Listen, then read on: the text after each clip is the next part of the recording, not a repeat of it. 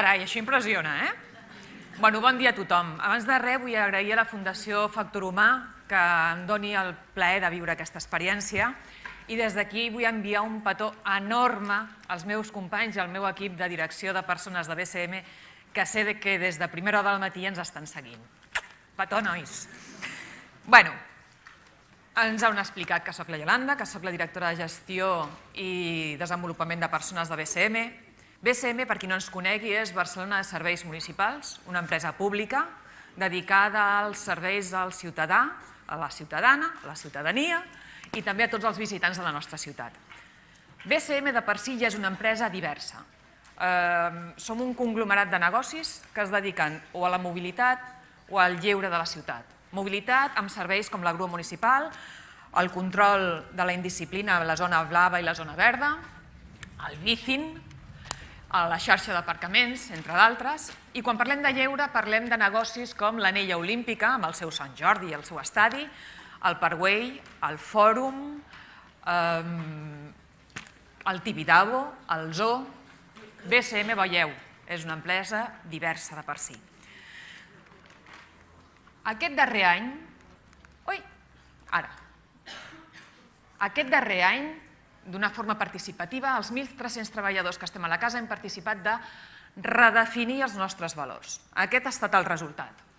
Excel·lència, integritat, compromís, proactivitat, cooperació. No hem estat gaire originals. Però jo em sento especialment còmoda quan parlem de la cooperació, sobretot amb la seva definició. Basem les nostres relacions en la confiança, la col·laboració i el respecte. I això ho fem amb totes les nostres parts interessades, però evidentment posant el focus en les persones de l'organització. Perquè aquí posem al centre a tots, a totes, evidentment, a tots i a totes. I els tractem a tots igual? No, perquè demanden i necessiten coses diferents. I els donem a tots el mateix? No, perquè les seves expectatives també són diferents. I ho fem perquè hi confiem, perquè hi col·laborem i perquè els respectem. Avui jo us parlaré de 3 experiències que hem viscut en els darrers 4 anys a la companyia. Són 3 experiències, una lligada a la diversitat generacional, una altra lligada a l'orientació sexual i una altra lligada a la diversitat de gènere. Oi, s'ha apagat. Ara.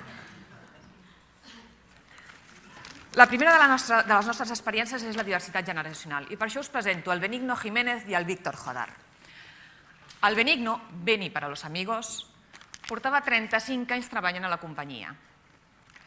De la nostra plantilla, de 1.300 treballadors, un 22% està ocupada per persones de més de 55 anys i un 17% està ocupada per persones de menys de 35.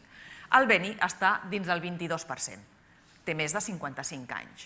Tampoc s'us escaparà que els llocs de comandament intermitjos, que són llocs, evidentment, de molta responsabilitat, estan ocupats, la majoria d'ells, per aquest percentatge, per gent de més de 55 anys. La trajectòria del Beni a BCM va ser començar com a conductor de la grua municipal, al cap d'uns anys passar a ser encarregat en la difícil tasca de començar a endreçar la feina de que fins al dia abans eren els teus companys, i amb bastants anys de carrera professional va arribar a ser el cap de la unitat de la grua municipal de Barcelona. El Beni va ser l'impulsor del canvi digital que s'ha viscut al negoci de les operacions de la grua en els darrers 8 anys. Ha pilotat la modernització del sistema d'autorització de retirada dels vehicles en remot i ha potenciat i ha aconseguit formar 200 gruistes amb una mitjana d'edat de més de 50 anys en eines digitals. Els gruistes, hores d'ara, ara en el torn de matí, estan treballant amb apps, tablets i smartphones. El Beni, no s'us escaparà, ha deixat una important empremta en les operacions de BCM. Ell s'imaginava que els darrers anys, abans de la seva jubilació, serien de transició. I no ho han estat. Li esperava el seu últim repte professional, que era preparar el relleu generacional de les operacions a la grua. I què va fer? Doncs resulta que va conèixer el Víctor. El Víctor Jodar és un noi que està dintre del 17%. Té menys de 35 anys, va començar com a becari a BCM, va estar al departament d'I+D+I coneixent totes les operacions de la diversitat de BCM que us comentava abans, però fa 2 anys va aterrar a les grues i va començar a treballar colze a colze amb el Beni. El Víctor, tot i ser enginyer, i ho dic des de la vessant de la seva passió pels procediments i l'eficiència, ha entès que cap disseny d'un procés serà eficient si des del principi no es té en compte i es posa al centre les persones que han de dur a terme aquest procés. I això, el Víctor no ho ha après tot sol. Això li ha ensenyat el Beni. I no li ha ensenyat el Beni cap d'unitat de la grua municipal.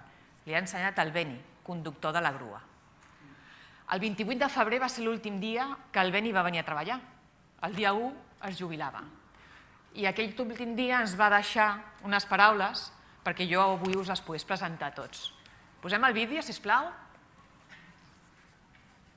Haber compartido los últimos 2 años profesionales con Víctor me ha dado una experiencia que nunca imaginé. He mantenido mi motivación hasta el último día porque he sido consciente de que en parte dependía de mí que Víctor pudiera llegar a ser el nuevo responsable de la grúa municipal. He procurado enseñarle cómo funciona el negocio, pero sobre todo he querido traspasarle el porqué de las cosas, por qué se hacen de una determinada manera, qué evolución han tenido en el tiempo. Y hacerle ver a Víctor la parte motivacional que tiene dar un servicio al control de la indisciplina en nuestra ciudad y el servicio a la movilidad del ciudadano. Y además mi nivel en herramientas digitales ha mejorado estando junto a Víctor. I el Víctor també ens feia la seva aportació com a vivència d'aquests 2 anys treballant amb el Beni. Sisplau. En estos últimos 2 años, Beni ha sido mi tutor. Inicialmente mi traspaso consistió en un traspaso de protocolos y procedimientos, pero el traslado real de conocimiento empezó el día en que Beni me llevó a los depósitos de grúas, me subió a una de ellas. Me explicó cómo había vivido él su etapa inicial como conductor de grúa, cómo luego había pasado a ser encargado y había liderado ese colectivo, hasta el punto de que llegó a ser el responsable de la unidad. Me transmitió estas competencias personales que había desarrollado durante esos cambios de responsabilidad, cómo había pasado de ser un conductor a ser el jefe de ellos y cómo había crecido profesional y personalmente en este viaje. Y todo ello me ha hecho ver que pasar a ocupar su posición de cap de unidad de grúas no es solo conocer y gestionar la operativa, sino desarrollar habilidades que hasta ahora no había practicado. Este traspaso sentimental del puesto de trabajo es lo que hoy en día ha hecho crear el vínculo personal que yo tengo con Beni, más allá del profesional y que ahora le pueda considerar como mi amigo. Un matí, fa anys, la Tina va entrar al departament de persones. La Tina portava 20 anys treballant a la casa i era un oficial d'aparcaments. Treballava als aparcaments de la xarxa BCM. La Tina, amb una actitud molt serena, va arribar al despatx, va seure i va dir que havia pres la decisió de deixar de ser el Juan Luis per passar a ser la Tina. Que en aquest camí que volia començar a recórrer, evidentment, s'havia posat en mans de metges del Clínic de Barcelona, un equip de psicòlegs i, com a tercera pota en el seu canvi, entrava a casa seva, a la seva casa professional, per demanar ajut de com començar a explicar aquesta notícia en el seu entorn més proper, en els seus caps, en els seus companys i en els seus clients, perquè en breu el seu físic canviaria i volia preparar-se per entomar aquest canvi. Evidentment, l'únic que vam poder fer des de la direcció de persones va ser acompanyar-la i, evidentment, respectar en tot moment el que era la seva voluntat. Ella volia donar la notícia en primera persona, de forma presencial, volia fer-ho primer amb els seus caps, després amb els seus companys i, per últim, en l'entorn de la ciutadania, el que són els seus clients i clientes. L'únic que vam poder fer va ser reforçar el seu missatge. I com ho vam fer? Tal com la Tina parlava amb els seus caps i amb els seus companys, des de la direcció de persones, reforçàvem el missatge de sensibilització envers el camí que la Tina començava a recórrer.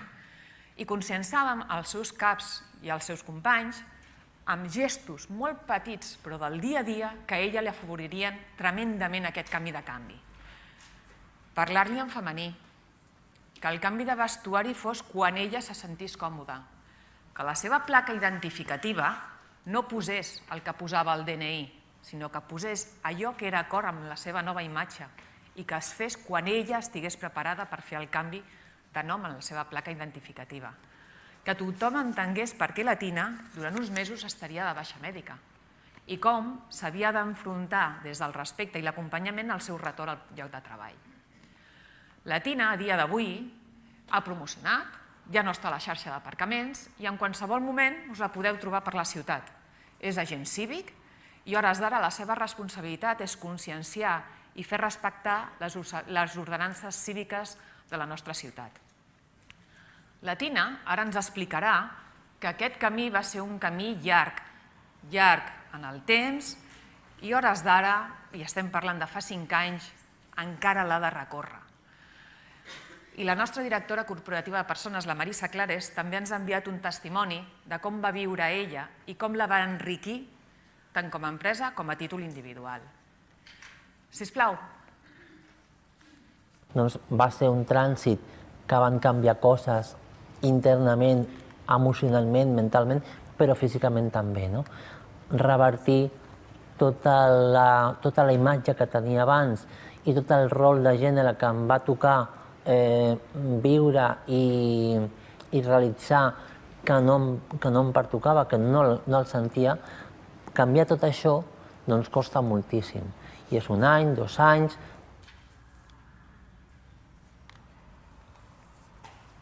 L'altre, sisplau. És un aprenentatge col·lectiu, però també personal, com bé dius, i per mi ha estat un apropament a un món per mi inèdit. Veus com les persones pateixen, com les persones van trobant entrebancs i una proximitat a una problemàtica que moltes vegades ha estat amagada i que per mi no estava de primera mà.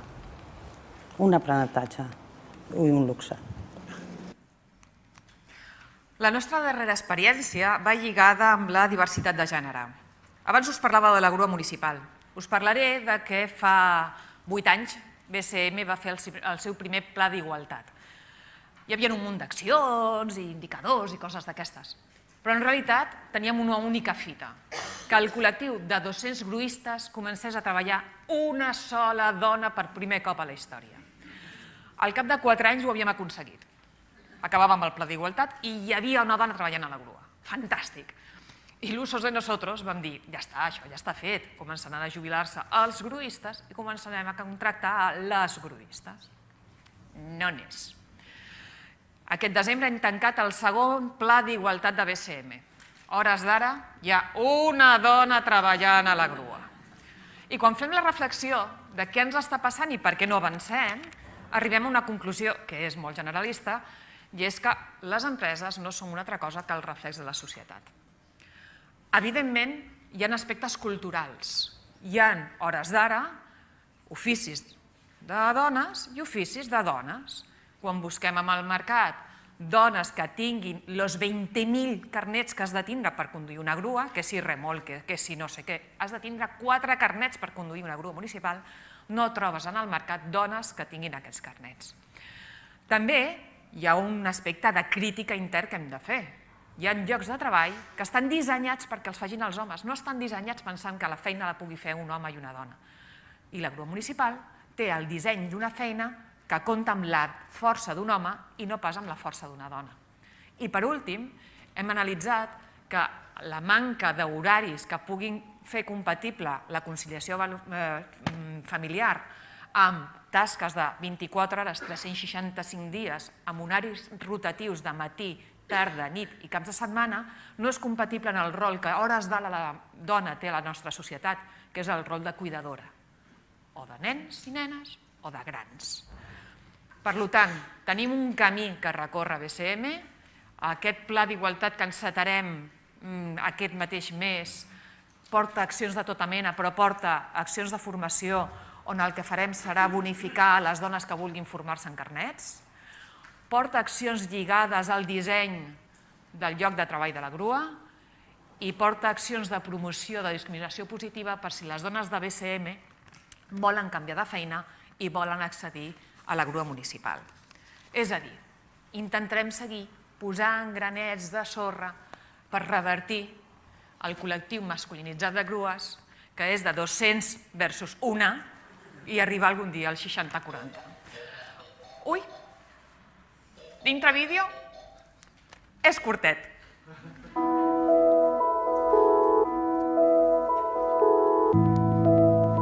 Us la presento, és ella. Sisplau, agafeu els vostres mòbils. Anem a compartir què entenem tots com la part pràctica de la diversitat. Sisplau, entreu a www.menti.com. Us demanarà un còdig. Ho teniu aquí, a la darrera piloteta blava.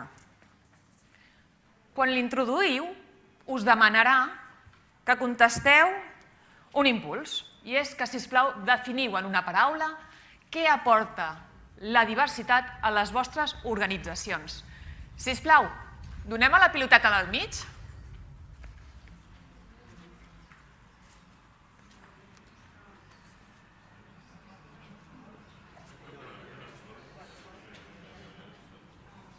Vamos, vamos, vamos. Van pujant, van pujant, van pujant.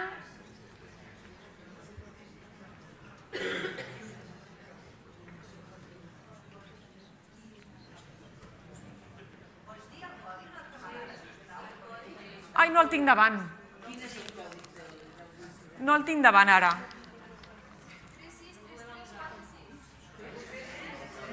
Més alt, més alt.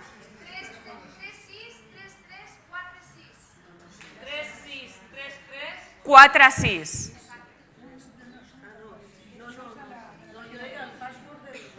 Molt bé. Com funciona aquest aplicatiu? Les paraules més repetides es fan més grans, les paraules menys repetides queden amb un tamany més petit. Els que estem aquí hem entès que la diversitat aporta majoritàriament riquesa, coneixement, creixement, oh que maco, amor, valor i realitat a les nostres organitzacions.